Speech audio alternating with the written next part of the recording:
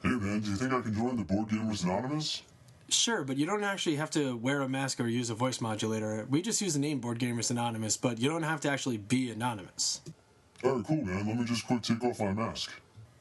Oh, gee, alright, yeah, you can put that back on, but at least you can ditch a voice modulator. Well, I guess that's fair, as you have some bad scarring. Yeah, how about you just throw that modulator back on too? Fine.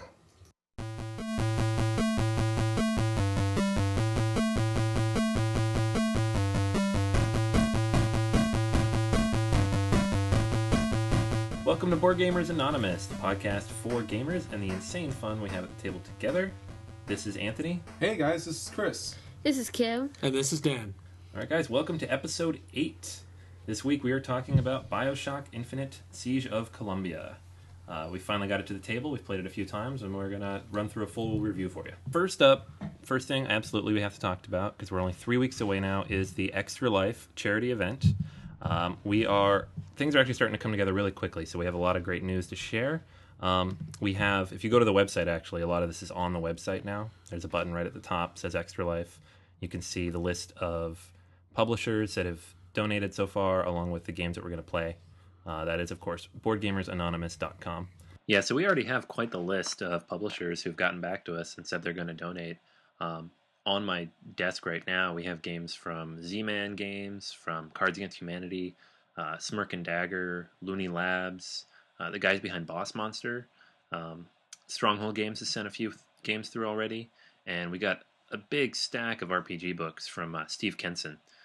These are the Icons superhero game. The community has already been really fantastic. All right, and we also have like a huge list of games that are already being scheduled in for the calendar. I don't have the list in front of me right now, but I think there's 25 on there already. Yeah, absolutely. We have a lot of games upcoming. Yeah, so we're going to slot all those in within the 25 hours. We're going to have a calendar up so you can see exactly when they're going to play. And if you're coming to the event, you can, of course, email us or talk to us at the store, and we'll put you in for that time. And we also have on the Facebook group where you can also sign up for any of the games that you want to sign up for the time slots, anything you want to make sure you get to. It's a great way to let us know what you want to play. Yeah, I think it's a rare opportunity to actually have the chance to play those big games and be able to actually finish one of those. Yeah, especially like Rune Wars. Yeah, a little bit. I would like to play a game that takes less than 5 months, so that would be nice. Well, it's very thematic with all the seasons. Yeah, pretty much. Yeah, right. It's almost taking us 6 years to play our current game. You don't really need a dining room table, do you, Dan? Come on, be honest. I still love the layer of dust that's settling on that game. Also, Stephen Bonacore from Stronghold Games donated $25 to the charity and also donated some games for us. Yeah, 3 games, actually. He was really great. Great guy to talk to, too. He was very generous promoting or helping support the event. Yeah, I had an opportunity to meet with him when Myriad first opened, and we got to sit down and play Article 27, which was a lot of fun. Yeah, I wanted to play. I think I was doing something else at the time, but yeah. I kept floating around the table the rest of the... I think you were playing Canterbury at the time. I might have been, yeah. Yeah, I actually tied with him, so that was a lot of fun. I was like, yes! I tied the guy who publishes this! Yeah. and I gotta say, like, actually having Stephen Bonacore getting in touch with us, I feel like we finally made it. Like, now we have a presence. It's official, guys. So yeah, Stephen Bonacore, thank you very much for the cash donation as well as the games you sent over. They're going to go over great. I know they are. So that's Extra Life. It's we're only 3 weeks away. If you have not yet signed up, if you haven't checked out the site, if you haven't contacted us to see how the event's going to go, definitely do that because we're getting really close. So as for board game news, what kind of stuff we have coming out this week, guys? Well, one thing is War Machine Hordes has just released and is on the way to my house as we speak. I can't wait to get that game in. War Machine High Command I thought was great. So the High Command of Hordes is going to be just as fun. It's going to be very similar feel, but it also is interchangeable with the original game, so you can have 8 choices of factions to play from. So I'm looking forward to that part. Yeah, that'll be awesome. And I know it'll be out at the event, too, because we have a copy of the War Machine, the High Command, coming in, and I know your Hordes will be there. Oh, yeah. So. And I will actually be personally hosting a game of High Command during that day. We just got to find the right time slot, because, like I said, I really enjoy that game, even though I know it wasn't Chris's favorite. but it's definitely one of mine. Okay. There's nothing wrong with that. Yeah, it's fun, and I look forward to playing it properly. Look, you have a problem. I get that. It's not Parade bad, but it's... All right. I know it's Does it come with coasters? I wish. Every week we should have Parade Corner. That's right. Is it Parade bad, Chris? Let me see. How many coasters would I give this game on a 1 to 4 scale? More coasters is not good. Not a good thing. On our patent pending rating scale. And one other game that got released too is the latest expansion for Descent. The Trollfins is out, which that just released today, so I'm looking forward to picking that up. Even though we've only played a couple of Descent campaigns so far, I've picked up every expansion. I love this game. The miniatures work well for not only Descent, but also like D&D tabletop. So the value for this game is always a huge plus to me. Yeah, totally. Those things always look awesome. The Lieutenant packs are coming out pretty soon too, right? Yeah, they're available for pre-order right now. There's 4 different, and they all look really interesting and add even more options for the Overlord in that game. Fantasy Flight ones. All your monies this holiday season. All your monies belong to us. All right, so last week you mentioned the Reaper Bones, the second Kickstarter, right? Oh, yeah. So tell us, because you were just telling us this before we started recording, how much money do they have now?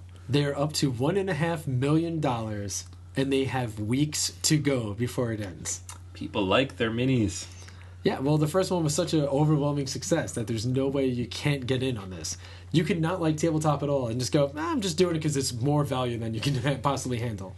Seriously, you just have 100 little miniatures running around the house. You put them wherever you want. I'm telling you right now, like if Easter egg hunt of miniatures.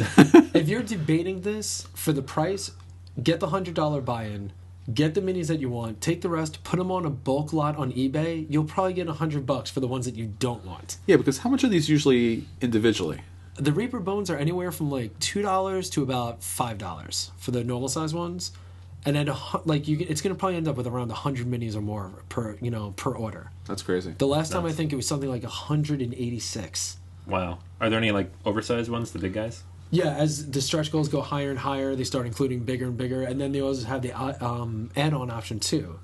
So it might be a guy that's normally $20, but you can add it on for like $7. Because the main thing with the goal here is the molds. Like once they get those molds set, it's pennies on the dollar to make the minis. So that's why they just can add so much more value for it. So I mean, if you even have a simple tabletop group, if you guys use like paper minis as your enemy encounters and your heroes, it's worth buying in for this. Get all your players together at your table, have everyone throw in $20, and you're gonna have more minis than you can imagine. Yeah, and even if you're not into mini games, a lot of these minis can be used in a lot of different board games. You can really upgrade your components using these minis to replace tokens or just miniatures that are just not living up to your standards. Yeah, I'm gonna probably even use them in Mage Wars. Great. Yeah, so there's some big dragons, there's a kraken, there's a lot of nice big pieces to it as well. Oh, yeah. Yeah, that store we went to in Jersey had pretty much all the first set that ran, and Dan and I spent, I don't know, an hour or two digging through the piles. It was beautiful. I felt like a kid in a candy store when I saw that wall of minis. Yeah, it was awesome. I couldn't help buying that Clockwork Dragon. Yeah, I can't wait to see how that thing comes out too. That model is amazing for the value too. Oh god, yeah. I just primed it, so I'm all excited to paint it. That should be good. Yeah. So the Reaper Bones too. I don't know how long it takes them to get those into the molds and out and into our hands, but I'm excited for it. Yeah, I think the last time the turnaround wasn't too long either. I think it was like within about 2 or 3 months. Wow. So yeah, I mean, because they already have. I know this time around it's going to be a lot of the current models that are metal that they're going to convert to the resin, and so you can like go online and you can already see sculpts of them. It's just going to be a little, a different material for painting purposes and weight. Yeah, and it's great material. You're paying half the price and you're getting like this solid resin. Yeah, and it actually holds the paint pretty well, which is nice too. Yeah, they said, like they treat it with something where it actually has almost like a built-in primer, so you can actually just start painting. You don't necessarily have to prime if you don't want to. Yeah, and they're white, so it's if you prime with white, literally no reason to prime unless you're a purist. Yeah, pretty much. Also this week, Upper Deck released information about their upcoming Legendary Encounters. So if you ever had the chance to play Marvel Legendary, where you have all the choice of characters in the deck building game, where you have this big board and the villains come out and you try to knock them out and there's different scenarios, well, now you'll actually have the opportunity to play in the Alien universe with the same sort of setup. In addition, they're also talking to about having possibly a Predator version of this and even a Firefly version. Now, if the Alien and Predator one is in the same game, that's what everyone wants to see. That Alien versus Predator element. Yeah, it's interesting to see how this actually works out. I mean, they are really interesting, expandable universes, but I don't know if individually a lot of the characters are that knowable that someone's going to pick up the game for, Torres or something like that. It's kind of interesting to see how that actually plays out. Yeah, and I'm also curious about the price point, because Legendary is a great game, but that's one of the pricier deck builders that you can find out there. Oh, by far. Yeah. And it's retail like $120 for the two. Yeah, pretty much. It's like $70 for that base game, which, I mean, again, anything that's more than GTA 5. It's like that's a pricey game. Yeah, plus the setup for that. I mean, just to put the decks together, to set the board up, and then to break it down. I don't know if this game is really going to be the bridge for a lot of new gamers because, hey, maybe you're a big Alien fan, but you haven't played board games yet or card games at this level. I don't know if this is going to pull you over. Yeah, I mean, that's the thing. It's like people that are into superheroes, that's like an appealing element. Like, oh, okay, I'm building up this and attacks and everything else. I can kind of see it being hard. Like, did you love Predator? Yeah, I love that movie. That thing is great. Okay, cool. You're going to take this deck of bullets, and then you're going to shuffle it together, and then you're going to buy bigger guns, and then you're going to use that. It's like, but I like Predator, man. I don't want to do all that. Can I just shoot them? That's true, too, because for Alien, you're going to have a lot of Marines. For Predator, maybe you'll have a couple of different Predators or a couple different random troops. But it does play best with a comic book universe because you have a lot of different types of heroes. And also, I mean, if it runs on that same system, like in the Legendary, there's all the different villains and their schemes. In Aliens, it's like, I'm an alien. My scheme is going to be infecting your entire race and seeing you all die. And then in this scenario, I'm going to infect your entire race and see you all die. I can't really see the spread. Yeah, I don't know how this is going to play out yet. They've just released some real basic info on it, but it's pretty interesting. That would be such a massive release, but it's nice to see that these quality board games are getting a lot of different IPs placed on them because it'll bring a lot of people into the hobby, and it's a lot of fun. I wonder if they're going to have any characters from that Prometheus movie. Like the doctor and the robot guy. Yeah, that could be interesting. Yeah, that might be a new expansion, but that would be really interesting, too. They also have to have the card where the android gets his head ripped off, since that happens in every single one of the movies. Every single movie. He's a total red shirt. Yeah. Oh, and one other thing I just wanted to mention to you guys, too, was a couple of episodes ago, I mentioned my dream is a deck builder that does that living card game model where they release expansions like on a monthly basis. Well, High Command, which we mentioned earlier, has their first expansion for the War Machine universe coming out. It's going to be priced $14.99, LCG price. Nice. It's going to have 80 cards, including 4 new casters, and it's going to be, actually, it's 84. It's 4 new war casters, 1 for each side, and 15 new cards divided into the current 5 color schemes. So this is going to be really awesome. If they release an expansion like that, if they alternate like 1 for War Machine, 1 for Hordes every month, this will finally be that thing that I was talking about. And Privateer Press, I'm not even going to sue you for stealing my idea. Even though I only mentioned it a few weeks ago, and I'm sure this has been in works for years, I promise I will let the lawyers off easy. I'm just glad that somebody is finally putting this model to work. Well, that sounds great. A lot of different variety of that game would really benefit it. And now it's time for Acquisition Disorder Corner. What's got our eyes this week, guys? So a couple episodes ago, I was talking about the Batman Classic TV show, HeroClix. And I got half a dozen already coming in the way. And I bought 3 when we went to Myriad. Nice. Which ones did you get? I got the Penguin, Dick Grayson, and some guy named Shame. Yeah, the cowboy guy, I think, right? Yeah. Yeah, the Dick Grayson thing is actually pretty awesome. He's actually at the statue head hitting the button. And he's a terrible, terrible HeroClix. So it actually fits well that he's Dick Grayson. But, yeah, and for me in the latest Acquisition Disorder, I don't know what happened, man. I went buck wild. I was, like, doing an online order. I was originally only about $18 away from free shipping. And then I ended up adding and adding and adding. So I was, like, 60 past shipping. So the things that I got on the way is I decided to finally order that game City of Iron because I kept looking at it. It keeps looking more and more awesome. So I love that steampunk feel. It's another worker placement style. So I decided to order that. And then I had such fun when we played Bruges that I decided that's a good game to add to the collection. We should definitely have one of that on hand. Nice. So I got some Bruges on the way. And then I found out that the Horde's High Command is coming out this week, so I decided to add that to the shopping cart. So that's on the way. And then we've been playing more and more Mage Wars. So, you need spell books to have all your casters together, so I ordered a 2-pack of spell books. And then I guess there was still some batteries left in my mouse. Because Stronghold Games, I like the stuff that they make, and I wanted to check out some of their games, and I was looking around, and you mentioned Voluspa a few episodes back, and I saw that was at a really good price, so I decided to add that to the cart. And because I've been playing some HeroClix lately, I ordered a couple of the common Street Fighter guys. I need help. I really need help, guys. Dan, get in the acquisition disorder corner. I know, this is why you cannot leave me unsupervised at the computer. It's not even the acquisition disorder corner. It's just Dan's corner. Yeah, I took care of all of us this week. And then we also got Masquerade and Loco. I got that too, by the way. Yeah, that's true. We Just got that, though, none of the rest of that. And then we got some more Crossmasters guys. We got the Fire and Ice expansion pack because can't have too many of those miniature guys. And yeah, I'm gonna be in foreclosure on my house soon, man. This is really bad. Not to worry, because Miniature Market also had the deal of the day. So Castellane, we bought 3 of those. So Yeah, that was pretty you good. can build a little castle around you. Yeah, that's gonna be my new home pretty soon. Hopefully it'll. Well, it is high quality plastic. I was gonna there, say, so hopefully it comes with heating and plumbing. that's the expansion. But yeah, it's just basically since we've been getting closer and closer to Extra Life, time I know that time is gonna be in flux for a while.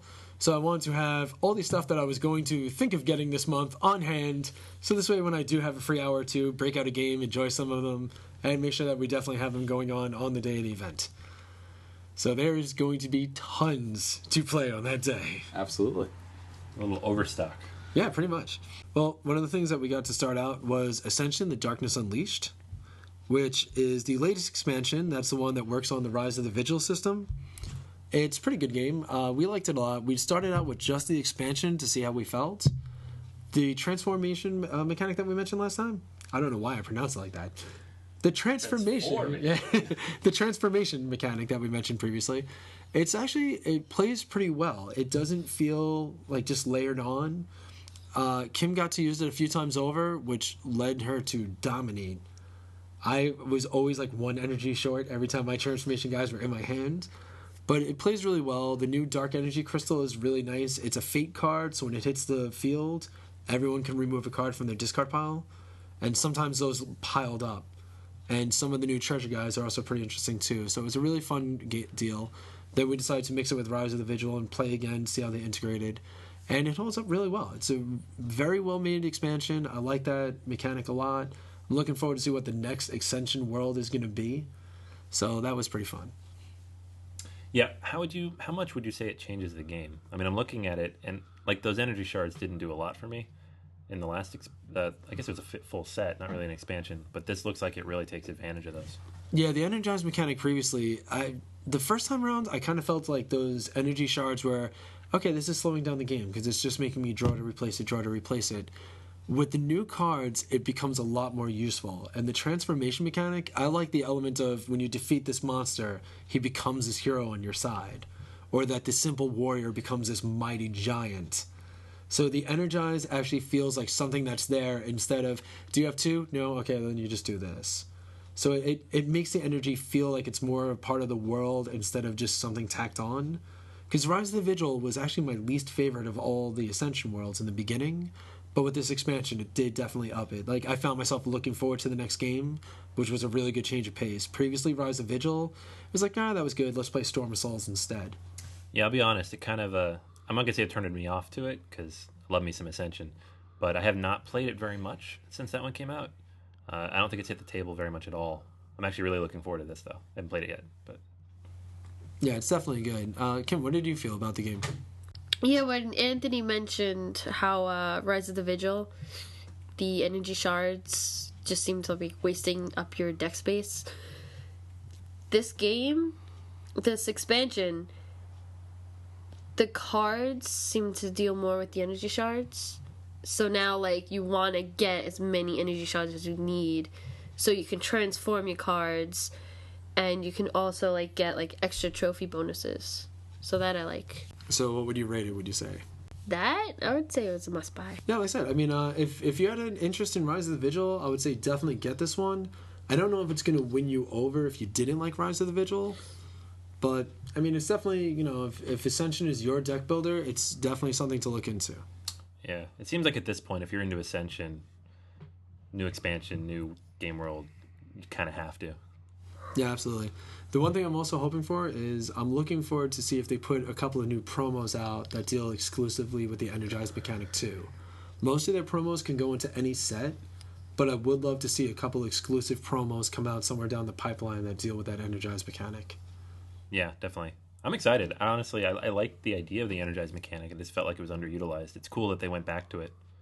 Yeah, well, actually, you know what I would love to see? Something that uses your victory gems to fuel the Energize. Like, you have to actually burn away the gems. Ooh. That would be good. That's a good idea, actually. Nice. You know, sacrifice those victory points to hopefully make a big play or something like that, or to, like, get rid of cards from your discard pile. Some guy's going to end up with 2 points.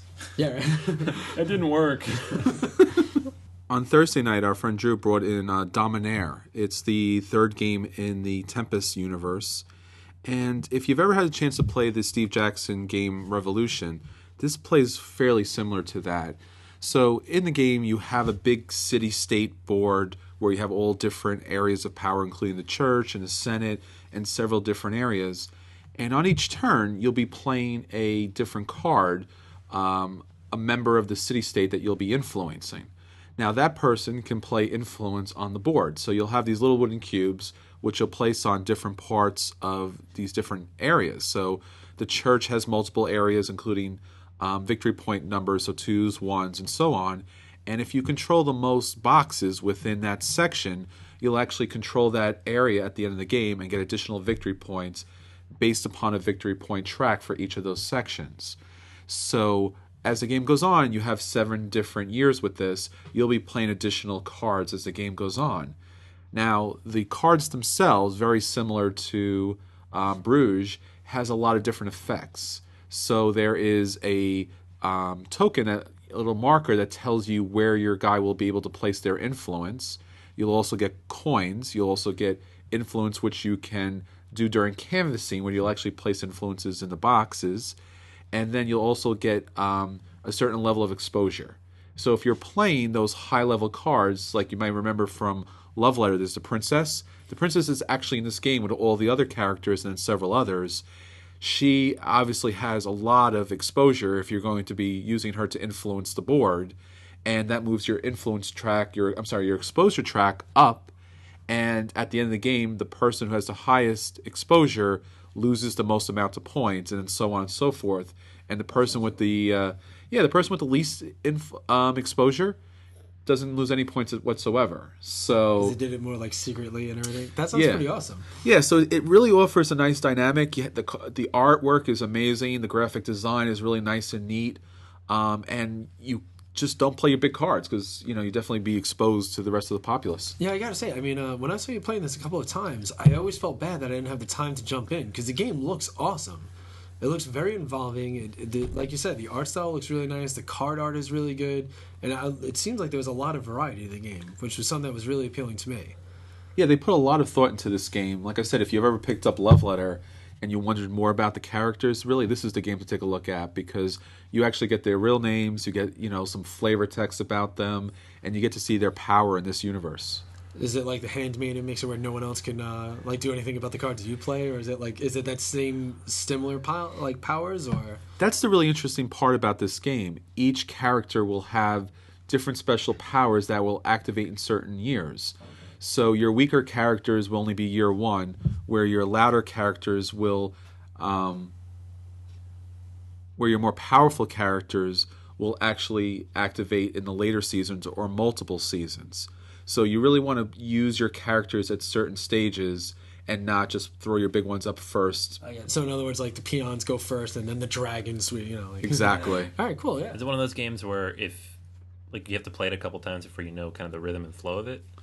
Like when you can pull those characters out, or is it kind of evident right off the bat? Well, you'll be given a hand of cards in the beginning, and you'll have to play 3 of those cards throughout the season. but you'll also be able to do additional actions, and one of the actions is recruit. So you'll actually be able to pick up 2 cards and then take one of those cards from there. So you'll be able to pick up new citizens that you'll be able to play throughout the game. But later in the game, there's actually a drafting mechanic. So you'll be able to pull one person and then it'll go around. So you want to be very strategic on what are you allowing other people to have in the game, because they may be able to, say, dominate the canals because the powers influence those canals. That sounds pretty cool. Next time you guys break that out, I gotta try to get in for a game of it. Yeah, it's a little bit long. It's a lot of text reading on the cards and trying to figure out when to play what. But it's a lot of fun. I mean, it's a lot of colors. It's a lot of player interaction. So, the second game I was playing, I really dominated the church, and the Senate had a huge amounts of influence.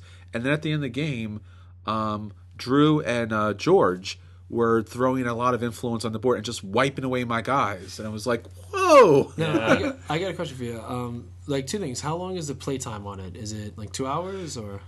Yeah, it's supposed to be around 2 hours. Our games have taken a little bit longer than that. The last game we played, we had 5 players.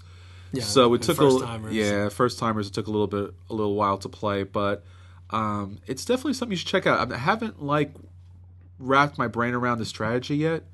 The first game we played, I won by just a tiebreaker as far as coins, and the second game went really long, and we had to kind of cut it off at the last year. Now, when and nothing personal, we've seen it where at the end of the game you can be so far behind, you can be last place, and then actually steal first place if things go well. Is this a game where, in the first 45 minutes, you can make the mistakes where you can never come back, or because when you were playing one of the games, Mike Miley, my HeroClix mentor, was with you. He came up to me at the register and he offered me $50 to kidnap him just so he didn't have to finish the game because he said things were looking bad for him. So, it certainly is one of those games where you have to wait till literally the last round because everyone is placing influence on top of each other, so the board does change dramatically. And I actually wonder if the first couple of rounds actually matter, because the 7th round is when all of the characters come into play, and the effects are really devastating there. Do you ever get the option of threatening other players or extorting them? No, but there's a lot of apologizing as you wipe out everyone's influence after 6 rounds. I might just stick with nothing personal. I kind of like that part a lot. So, would you say this is my type of game? Should I be checking this out the next time? Definitely. I think so. The only thing I wonder is, and I definitely got to get some more plays of this game, and do you get the benefit, do you enjoy a lot of the game out of the amount of time that's put into the game? Playing the cards is a lot of fun. Drafting the cards is a lot of fun. The back and forth between the different areas that you're controlling is a lot of fun. So I want to say this game's a lot of fun. The hours going into it, I'm not too sure. I want to see, once we get real players that know the game, and see if that game kind of cuts down a little bit on time. Yeah. And hopefully it's not too random where your initial strategy does benefit you late in the game. I think if Mike would have stayed around a little bit, he would have seen that George was just wiping the board clean, and he really could have been in a better position. But you do get a sense that, wow, there's a lot of cubes out there, but you got to remember, everyone will influence the board and catch up later on. So at least for me at this time, this game is definitely a play. I would check this out, and it could be a buy. The quality of the components is great. The board looks wonderful. The cards are amazing. A few more plays could definitely make this a buy. Yeah, that sounds good. I mean, hey, Drew, if you're listening, bring it next time. I want to try to play it. Yeah, me too. That and Gates of Lo Yang. Bring that too.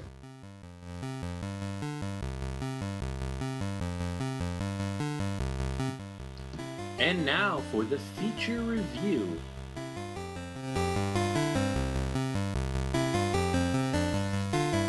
Hey guys, so today we're looking at Bioshock Infinite, The Siege of Columbia by Plaid Hat Games. It's a game by Isaac Vega, and it plays 2 or 4 players. Mind you, not 2 to 4, it's 2 or 4, as you will be doing a full combat between the Founders and the Vox Populi. You're going to start the game out by picking out your side, getting dealt a random leader card, which will give you bonuses such as an extra Silver Eagle when you win a combat, buildings may be cheaper, or you might get more influence on your voting. From there, you're going to take a look at your player card, lay out your starting units in the appropriate zones as indicated by the book, and from there, you're going to get ready for your first turn. Here, each player is going to draw 5 cards from their hand, and on those cards, you're going to notice 3 different stats. The first one is a red number, which indicates what they add to combat. The golden number decides the influence you'll get towards voting purposes, and then finally, how many silver eagles you'll get when you decide to cash that card in during the production phase. Finally, these cards also have a locked ability, which you will be able to unlock as the game goes on, which will give random bonuses. Take, for example, the Motorized Patriot will allow you to add an additional combat unit to this fight, while other cards like the Shotgunner will help increase how much you're doing in that fight. From here, you're going to get to your first voting card. On your voting card, you'll notice it'll either give a plus-minus to your side or 2 question marks. These votes will add random elements to the game, such as the ability to lock down your opponent's ability to move, gaining additional silver eagles, or an influence swing in the game. Being the first player is an important aspect in this game, and you'll learn more about that soon. Now each player, starting with the first player, is going to put down any number of cards from their hand face down, and that's going to count towards their total vote. After each player has placed their number of cards, you flip them over, and you will discover who has won that vote. That person will either decide to approve or decline that option, which will change what happens. Now, one other thing that's pretty interesting is, if one team is behind in victory points, Booker will actually roll a white dice and add that many votes to that side. Booker is the swing vote, as he likes to be a random element. After this vote is resolved, you will look on the bottom and you'll see additional icons. A Booker icon indicates that he is in an aggressive mode, and when he moves somewhere, he will bring the thunder. Booker is a very powerful combat unit who rolls 3 of the most powerful dice in fights, so if he comes to your area with a rage, it's not going to be good for your units. The second thing you may notice is if there is an Elizabeth icon. From that, you're going to move the Elizabeth marker down the Elizabeth track. Now, this is an outside card that's going to change what goes on in the game. Take, for example, Elizabeth might grant whoever controls her additional resources, she might become aggressive herself, she might disappear from the board. It's all very thematic to the game, but you can almost assure yourself that it's usually not good for you. After that, you're going to find out where Booker moves to. If Elizabeth is with him, he'll move as the card indicates, but if Elizabeth isn't, he's going to go back to her. Now, you have to be careful because, like I said, if Booker's in an aggressive mode, your guys are going to probably be a little sorry about that. Now, you're also going to reveal a victory point condition card. These are going to let you know what must be fulfilled to gain those victory points, which is the goal of the game. The first player to have all 10 of his victory points spread out on the board and on these cards is going to be the winner. So, these victory point condition cards have random things, such as if you have 3 turrets deployed, you will be able to gain that victory point, which you put your chip down and you now lock down that aspect. So your opponent can't ever pick them up. So it is very important that you're the first player, as at the end of your turn, you will find out if you get that victory condition. Certain other ones, like Infestation, if you have a unit in each territory, you're going to get 4 victory points, and in a game of trying to get 10, that's a huge swing. Now, after you've decided on your vote, you moved Elizabeth and Booker, and if Booker decided to, he attacked, you move on to your player turn phase. From here, you're going to be able to produce, which means you can discard any number of the cards to get their Silver Eagle value. You're going to be able to recruit and build, which will let you upgrade your units, place down additional structures, throw down a turret or 2, or even get more soldiers on your side. Once that's all wrapped up, you're going to go on to the move phase, in which case you're going to take up to 4 units and move them 1 area over. Now, what's interesting about this game is there's the sky rails, much like in Bioshock Infinite. Any unit can jump on those sky rails to get around and move up to 3 areas away. But there's a catch. You're going to have to roll the sky rail dice. They're golden dice that are basically fudge dice, where there's 2 thumbs up, 2 ones, and 2 zeros. When you roll these dice, if you get any thumbs up, you're in the clear and your guy made it safely to the next area. And then you roll again to see if he wants to go past there. If you don't get the thumbs up, you have to discard a total sum equal to the number value on all those dice. So if you roll a 1, and a 0, you gotta discard 2 cards. If you don't have the cards, well, looks like that guy didn't quite make the trip safely and he's gonna plummet to his doom, so be careful about who you send over. After you moved your 4 units, you're gonna go on to your combat phase. Here's where you're gonna roll dice based on the combat unit. Common guys have pretty weak dice that go anywhere from 0 to 4, while leaders are rolling red dice, which are the most powerful. They have a range of 3 to 9 on the d6, so they can definitely bring the pain. You're also going to be able to play some of your cards towards those combat, which will add their values and other modifiers, giving you a strategic element to the game while keeping it within the realms of reason. Lastly, you're going to go into your refresh phase, where you're going to be able to discard any number of cards you want from your hand, or keep them, and then after that, you're going to draw up to your maximum hand of 5 once more. After that, the other player is going to take their turns accordingly, and then you're going to begin again back at the vote stage. Now, as the game goes on, you're going to notice more and more of those victory cards piling up, which will give you a lot more options as to what you want to go for. The board also has a little bit of that risk element where if you control every area in a territory, you're going to be able to get additional victory points. However, those can be broken, so they're a little harder to hold. Now, the one thing that I find a little interesting with this game is that during build and produce, you can also upgrade units, and this is what makes this game stand out. You can unlock the special abilities found on the cards, as well as raise their combat value, their influence, and their silver eagles up to 2 points apiece. So you can make your cards worth more coins to make sure you can hire more units, or you might want to just up the influence so you know that you got those votes on lockdown. The way that Plaid Hat plays the game of checks and balances in this, though, is that you cannot have more than 3 upgrades in another player. So if your opponent is really falling behind, you cannot just keep gaining and gaining those special abilities and destroying them in the long run of the game. The way that you're going to get these upgrades is if you win a combat, if you gain the first player marker by winning the votes. You can buy them for 3 silver eagles, or if you claim a victory point card. So there's a lot of options on how you want to build up your army. All in all, this game is pretty amazing. That comes with a ton of cardboard chits, lots of those big silver eagle coins, a ton of miniatures, a ton of nice heavy chunky dice, and arguably the biggest first player marker I've ever seen. This coin is big enough that you can eat dinner off of it. Now, this game is a little pricey with an MSRP of $85, but the question is, do all the components and the fun of the game stack up? Let's find out what everyone else thought about Bioshock Infinite, The Siege of Columbia. I mean, right off, the game is beautiful. Really great miniatures, nicely detailed. The artwork is interesting as far as the board's concerned. It really kind of melds a nice artwork design, but gives you a nice graphic design where you're not confused where you start off and what the different sections are. And it definitely keeps that art style that you find in the video game. Yeah, I mean, I liked it a lot. I like the fact that it almost felt like a Risk that has a definitive end at some point, as opposed to a game of eternity. Like, this game cannot go on for 100 turns. I don't know, man. I don't know. We had a game. It was bordering on 3 hours, and we kind of ended it on a technicality. I don't think it actually officially ended. Yeah. Yeah, but were you guys like taking advantage of the sky rails in that? Yeah, I think so. I mean, I think both games that we played kind of ended the same way, even though we played different factions. Yeah.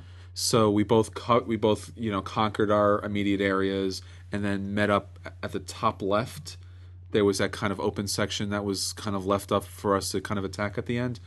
But the sky rails seem to be an interesting idea, and it does work well thematically, although you're only moving 4 units in the game. Now you can play Now you can play some cards that will allow you to move additional units, but typically it's 4 units. So when you're moving through the sky rails, there's a good chance you're going to lose a unit or two. Or you're going to lose some cards, which is not a good thing either, because the cards do play for so many different parts in the game. So we didn't really have a lot of battles where we were kind of like fighting units out. No, we didn't really battle a lot in either game. No, I don't think think so. That 4-unit limit kind of kept us from doing that. Yeah. We could easily just, gun at each other anyways and ignored the realities of the game, but once you get like 8 units looking at 8 units, there's no reason to attack because you're just going to lose and you get pushed back.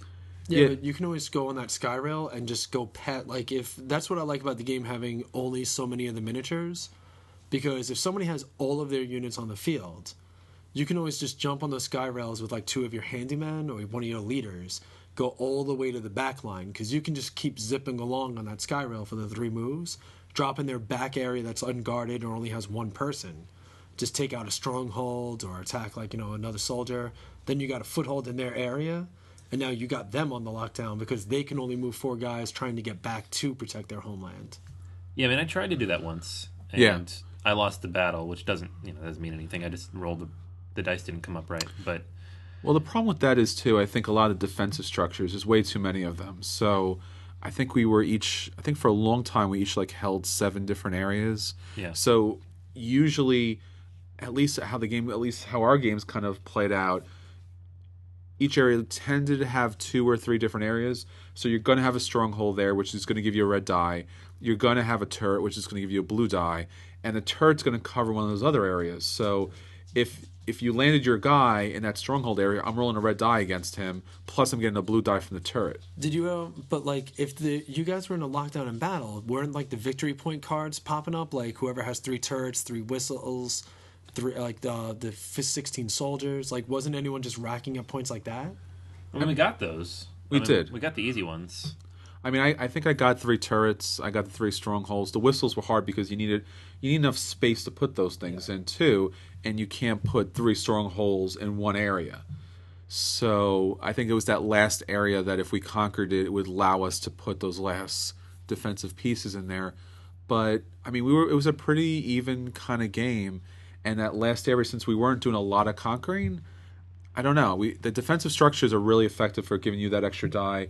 And yeah, you're exactly right. You can definitely jump behind using the rails, but every spot you move through, you're rolling dice.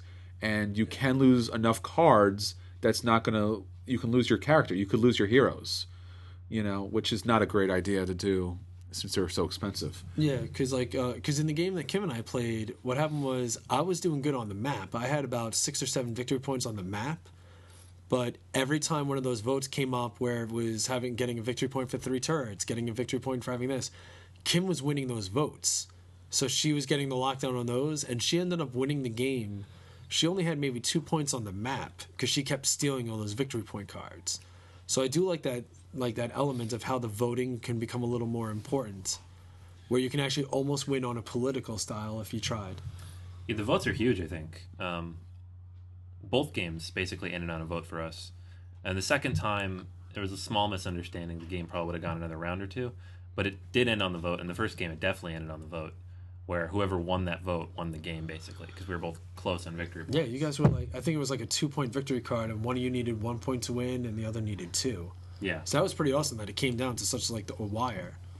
I think that was the surprising part to it, that it didn't come down to a battle. Yeah, I gotta admit, that's the one thing that can sometimes throw you for a loop in this game. Like, it can end with a whimper, not a bang. Sure. So, which is, I mean, I guess it's kind of thematic for the world. Like, when you look around, like, some of the Bioshock stories and the novels and everything.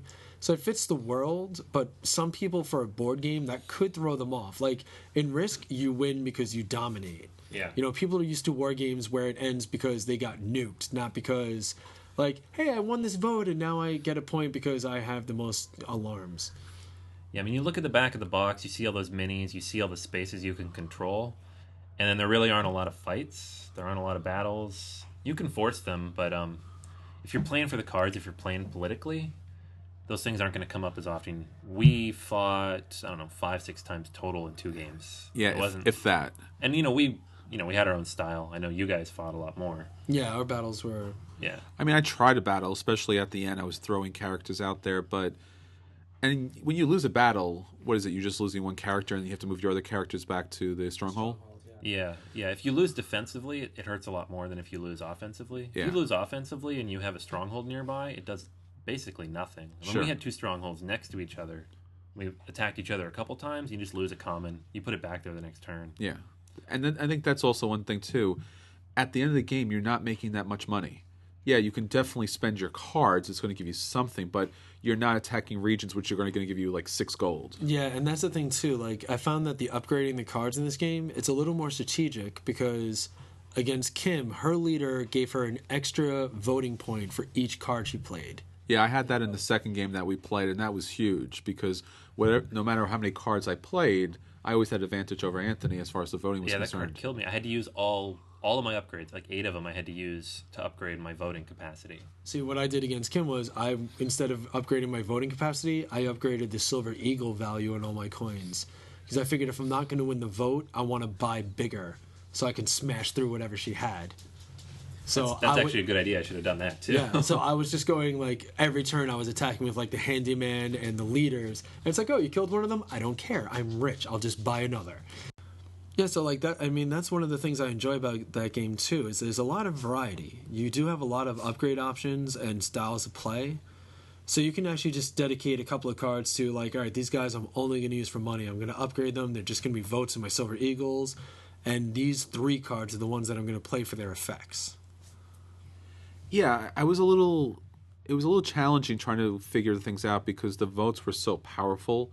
and if you won a vote, you were able to do an upgrade, and then there was an additional effect as well. So it was really important to win a lot of those votes. And like you said, the military, you can definitely throw a lot of value into the military or into making money in order to buy those structures for you. But I think for me at least, it just falls apart as far as the military goes, because we weren't doing a lot with our characters. Other than that one little battle area, we were turtling for most of the game. It just didn't seem advantageous to kind of jump in there, because all you were doing was wasting a guy that you would have to repay for. So Chris, as you were mentioning before with the voting in this game, that's one thing I think can throw a lot of people off, because in most war games you don't expect like a voting element, especially for it to mean so much. Like, it's actually one thing I really enjoy, where if you know that you're going to lock down that victory point card, you can just throw everything in your hand to win the vote to make sure you're the first player to secure that condition. But that's something I can see being like very disarming for a lot of people. Like, some people may not expect that in this game. Well, I think, one of the main mechanics is the military aspect to it. You are moving the units throughout the game. I would like to see either being able to move more units without having to sacrifice cards, or the sky rails to be a little bit more forgiving, because you're going to either lose guys or cards. Unless you get really lucky and you get that thumbs up every time, it's not going to be very interesting in battle. Like, yes, I got around to your, behind your lines, but I only had one guy and 2 cards, because the cards do count as value in a battle anyway. So, yeah, I think there was one where you moved 4 guys over the rail. Yeah. 3 of them you had to pay. Yes. 2 of them you let die, and then 1 you spent the card. The next round I moved across the rail. I got 4 thumbs up. So yes. Huge luck factor there. I got lucky. I didn't have to pay anything. There was one time I moved like 3 guys 3 spaces, so I rolled 9 times. Sure. So there's not just the random luck when you're rolling the dice to see if you'll actually be able to have that battle, but also the votes. The votes are really random. I think the first game we played, I was getting a lot of the vote cards that would benefit my faction, and I think that was I think you remember talking about how that was kind of like, yeah, eventually there's going to be some cards that are going to benefit you, probably later in the game. So a little randomness to the deck kind of adds even more randomness to the game as far as what's going to come up and how to prepare for it. All right, so yeah, the luck aspect, it's really, I guess it's unique. I don't know how much I like it in some ways. In some ways it's fine, but the thumbs up card loss thing, I'm not a huge fan of. So you're getting random cards as far as the vote's concerned, whether it's going to benefit you or not. Now, obviously, you want to play for or against it if it benefits you. You get random dice rolls that will determine if you get across the rails, random dice rolls on battles. So, I don't know. It's a lot of randomness in the game, which is not a bad thing. And we really haven't gotten to even Elizabeth and Booker yet, which is also another random component, because you're picking out one of the large cards. And that's a whole nother element too. There's 3 different timelines that'll decide what Booker and Elizabeth are doing. And in some of them, like, Booker can go on a complete rampage where anywhere he goes, he's just bringing death and pain. So that can be a huge, game changer, where if you have a territory in lockdown, Booker pops up, murders everyone that's there. Now you don't have all that territory under your control. So that can be a very crucial game-changing moment. Yeah, I mean, I think the first half of the game we were wondering what they did, because they just they move around as those cards come out and don't necessarily do anything until you get far enough down on the timeline for it to matter. Or if the cards start coming out where Booker is aggressive, which they didn't, so we didn't really see that. Yeah, I think in the 2 games we played, they never really played much of a factor at all. I think at the end of their first game, they were going to play in a factor, and then I think one time in my game, Booker ended up in a spot, but I just happened to have a lot of guys. But yeah, I mean, we had that one card come out, one victory condition that was, if you control Elizabeth at the end of your turn, you get a victory point. Both of us could rack up victory points. That actually had a huge effect, because I don't know if you or I had 3 and the other one had 2.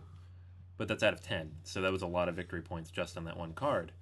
And to control her, Booker needs to be off the board, so then it incentivizes you to fight him, which you would never do otherwise, because he's, whoop you up.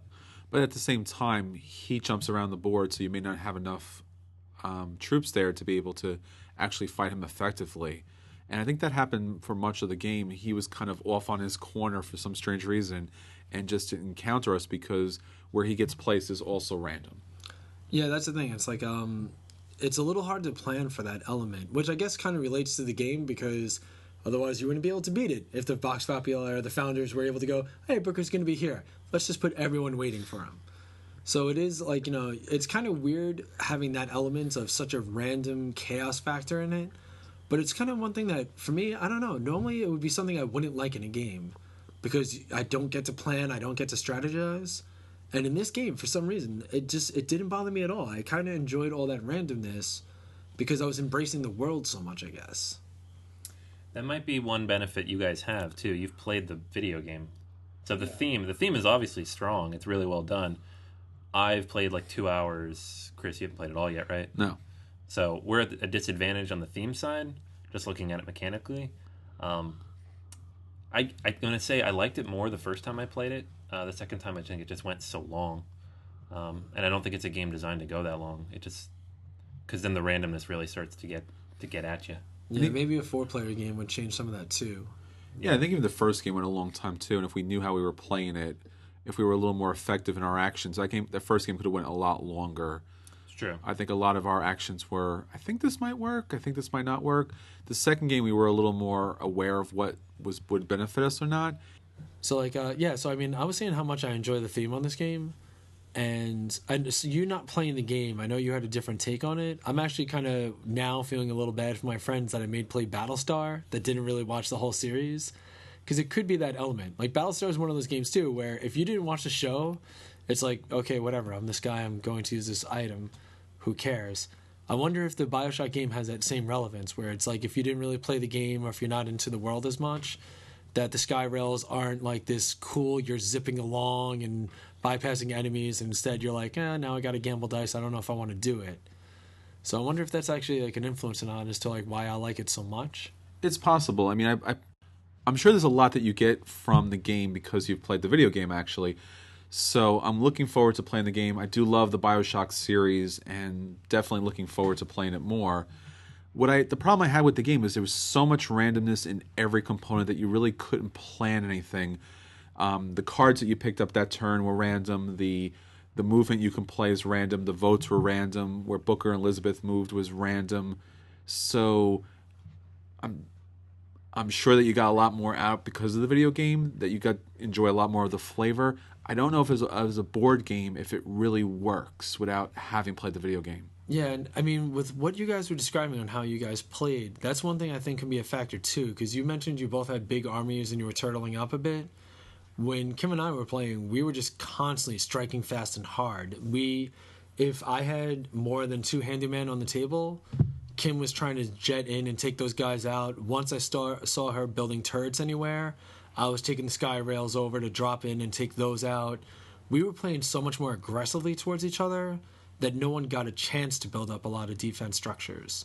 So, I mean, that could be a factor too. But I think that's also depends on the cards that play. So some of the victory point cards early on have a certain number of strongholds, have a certain number of defensive tokens, whistles, and turrets. So you're going to play that way. For me, I gotta say, like, I really like what Plaid Hat did with the game. The change in mechanics, the fact that there's a lot of variety in this game, and to a small degree, that chaos element, I actually really enjoy. I feel like you can play a game of Risk and everyone's there for 15 minutes planning their moves, trying to figure out 10 moves ahead. In this game, you can't do that. You have to be, like, if Booker moves into your area, you got to be ready to react. If that new victory card condition comes up, you got to be aggressive to get it. So I feel like the game rewards you for a little less planning, and a little more just going, all right, this is what I want, bam, I'm going for it. So to me, that's actually a huge pull. There's a lot of games out there you can play for the long term. This is a game that just throws things left and right at you, and to me, I really appreciate what Playdown did. So for me, I'm going to definitely say you should try to give this game a play. Yeah, I mean, I think I have a little bit of the same problems Chris does with the luck elements and the way it can drag out, but I don't think it's quite as big of a problem for me. I liked too much of the game to let that dissuade me from wanting to play it again. I've played enough of the video game to get the sense of the world and the theme, and to enjoy that. I feel like the game is very solidly constructed. The components are fantastic.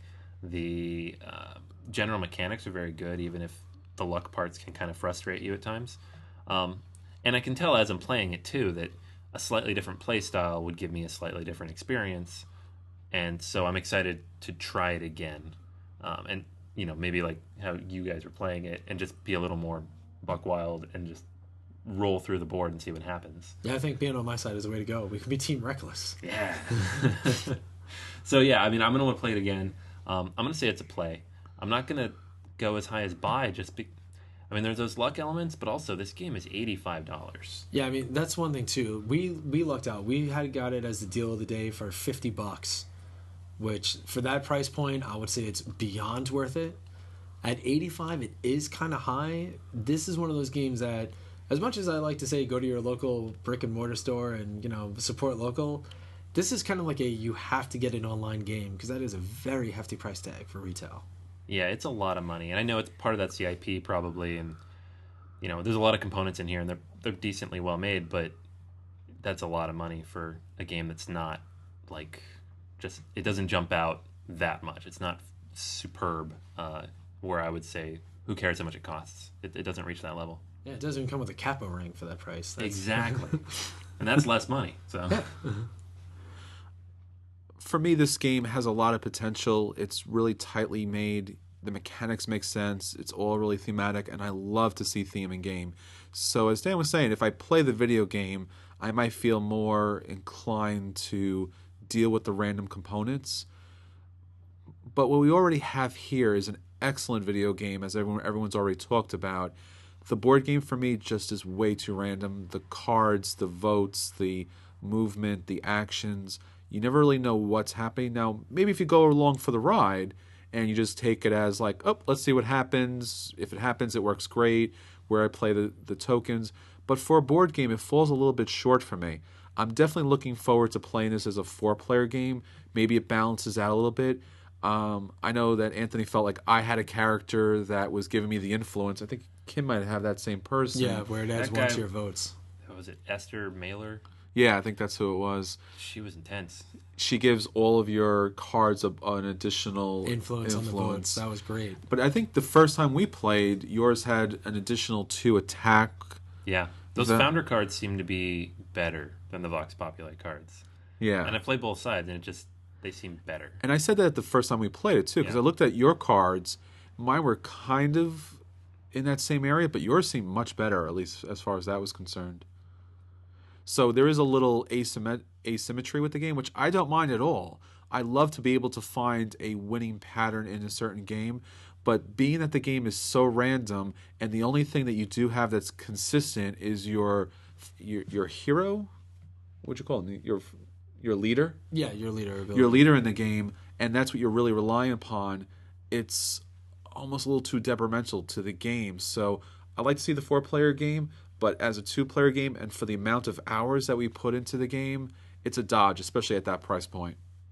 Now, I'm going to give you an offer, Chris. Now, I know with the Extra Life coming up, we got a lot going on for the next couple of weeks.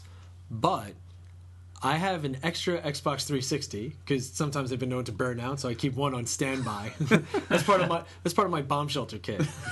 If you like, I will lend you a system for a while and the game, and we can always check down the road and see if maybe playing a little of the video game changes your feel on the board game. Because I'm wondering if it's something that they tie tightly on the feel of the game and the world to help give you that want of the board game. Yeah, I wonder, because I would think I would get a lot more out of the game because the theme is so rich in it. But I wonder at the same time, as you said, with Battlestar Galactica, even if you don't know the series and maybe you can't get as much out of the theme, I think it plays a lot better just as a separate board game. Yeah, I can see that. But take for example when we were saying the theme. Yes. For somebody that's not a follower of Battlestar, it can kind of be like, well, why are you a leader card? I don't understand why you get to do this stuff. Or why does this guy have to follow this goal but this girl doesn't? So I mean, I can understand, when you're familiar with that world, you look at those people, you look at those characters, and you're like, oh, this is awesome.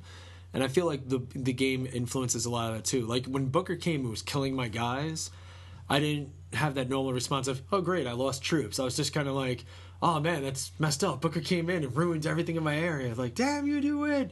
But it felt cool because it was Booker and Elizabeth, not just random dice rolled ruined my area. So that could be why it didn't bother me as much. It was just, I think I like dice rolling. I really do. And one of my fun favorite games to play is King of Tokyo, and it's really all dice based. I was just gonna say this game is more dice rolling than King of Tokyo. It is. I felt like. A lot more dice rolling than King of Tokyo. And I do like the fact that there are the red die, the blue die, and the white die that kind of relates to the power of the different units. So your star units are going to be rolling the red die, whereas your commons get the white die, and the white die is significantly less powerful. You can even get a 0. Yeah. A lot, yeah. Where I think the red die, the lowest is what, a 3? Like a 3 to 9 is that range? Yeah, so Really hard to do the math.